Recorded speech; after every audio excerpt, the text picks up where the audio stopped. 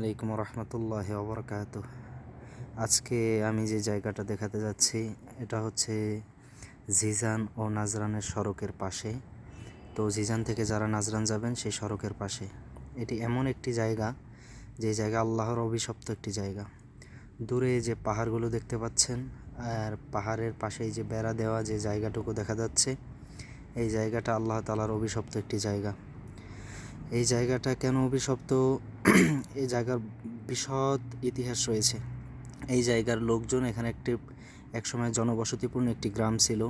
এই গ্রামে তখন মানুষজন জিনায় লিপ্ত ছিল, যার কারণে আল্লাহ তাআলা এখানে গজব নাজিল করেন। পুরো গ্রামটি আল্লাহ তাআলা মাটির নিচে পাঠিয়ে দেন।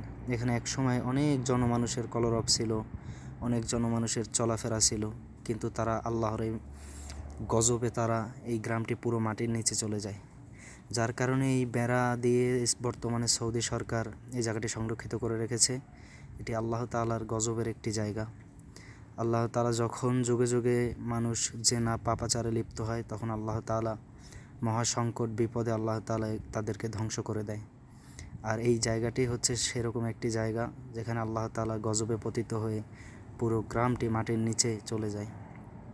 তাই আমাদেরকে উচিত এই পাপ কাজ জিনা থেকে আমাদেরকে মুক্ত থাকা, যাতে আল্লাহর গজব আযাব থেকে মুক্ত থাকা যায়।